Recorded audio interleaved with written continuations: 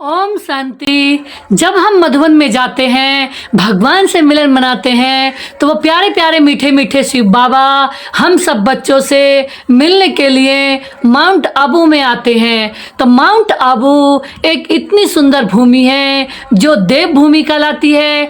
भगवान वहाँ पर आए हैं और वहाँ पर आकर के हम सब बच्चों से मिलन मना रहे हैं। तो वहाँ पर जो डायमंड हॉल है वो बहुत सुंदर हॉल है, उसकी भी बहुत महिमा है, जहाँ स्वयं भगवान आकर अवतरित होते हैं और सब आत्माओं से मिलन मनाते हैं। तो उस शांति वन में जो अनेक प्रकार की व्यवस्थाएं हैं वो भी बहुत सुंदर व्यवस्थाएं हैं, क्योंकि मधुबन जो है ऐसी तपोभूमि है, ऐसी ब्राह्मणों की भूमि है, ऐसी कर्म भूमि है, जहाँ स्वयं पिता परमात्मा ने ब्रह्मा बाबा के तन में आकर सभी बच्चों को महान बनाया, विशेष बनाया, देवी देवताओं जैसा बनाया।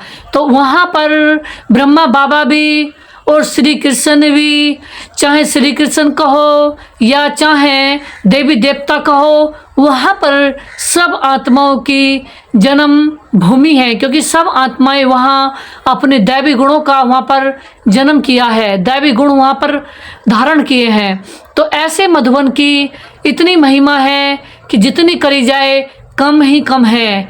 वहाँ पर अनेकानेक नाम से भवन भी बने हुए हैं, जैसे कि सरस्वती भवन है। तो सरस्वती भवन की जो महिमा है, वहाँ पर देवियों की महिमा है। जैसे कि हम वहाँ पर ज्ञान भवन भी नाम सुनते हैं, तो ज्ञान देने वाला ज्ञान भवन भी है। और वहाँ पर मानसरोवर भी है। कहते हैं ना, मानसरोवर में डुबकी लगाने से परी ज़्यादा बन जाते हैं। तो कई बार हम कितना पैसा खर्च करके बहुत सुंदर परिजादा बनने के लिए मानसरोवर में नहाने के लिए जाते हैं और यात्रा करने के लिए जाते हैं, लेकिन मधुबन में इतना सुंदर मानसरोवर है जो वहाँ पर हम सच में ही परी जैसे बनते हैं, परिजादा बनते हैं, फरिश्ते बनते हैं, क्योंकि वो मानसरोवर है भगवान की याद का पवित्र ज्ञान, जिसमें स्नान करने से, डुबकी लगाने से हम ऐसे सुंदर देवी देवता फरिश्ता बन जाते हैं। तो मधुबन की महिमा महान है। जैसे भगवान की महिमा महान है, ऐसे मधुबन की महिमा भी महान है।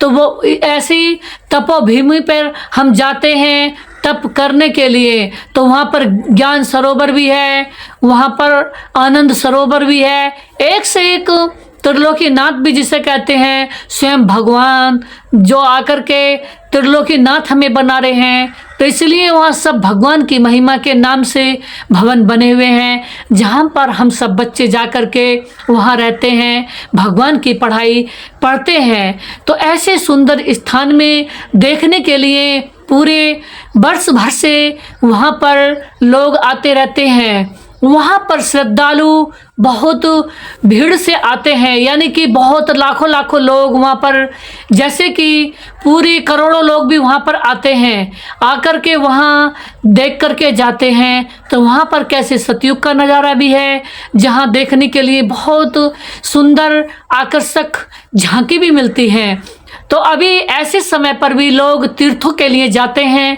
तो सबसे सुंदर तीर्थ कहते हैं कि और तीर्थ बार बार, लेकिन मधुबन तीर्थ एक बार। मधुबन तीर्थ ऐसा तीर्थ है जिसने भी एक बार देख लिया तो उसे कभी भूल भी नहीं पाएगा, न वहाँ की पवित्रता को, न वहाँ की शुद्धता को, न वहाँ की महानता को, न वहाँ के आनंद को, और ऐसी सुंदर आकर्षक वहाँ की वस्तुओं को, क्योंकि स्वयं भगवान ने अपनी खुशबू बखेर रखी है, ऐसी मनमोहक छटा बखेर रखी है।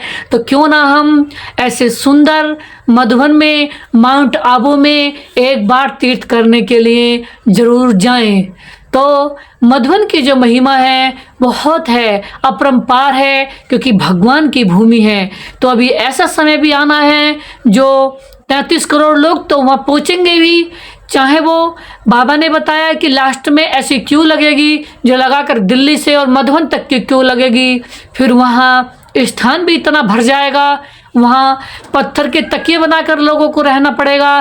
कहने का भाव ये है कि अभी तो जाते हैं तो व्यवस्था मिलती है, फुल व्यवस्था में रहते हैं, अपना परिवार बन के रहते हैं, घर के बच्चे बन के रहते हैं, भगवान के बच्चे बन के रहते हैं, खाते हैं, ब्रह्मा भोजन खाते हैं और ब्रह्मा भोजन के साथ साथ वहाँ की पवित्र वायुमंडल का भी आनंद लेते हैं। तो वहाँ का जो वायुमंडल है बहुत सुंदर है, बहुत श्रेष्ठ है, बहुत पवित्र बनाने वाला है, आत्मा को जन्म जन्म के लिए देवी देवता बनाने वाला है। तो ऐसे तीर्थ स्थान पर हम जाएं और सभी को उस तीर्थ स्थान का एक बार परिचय जरूर दें, क्योंकि वो तीर्थ स्थान सच में भगवान की भूमि है।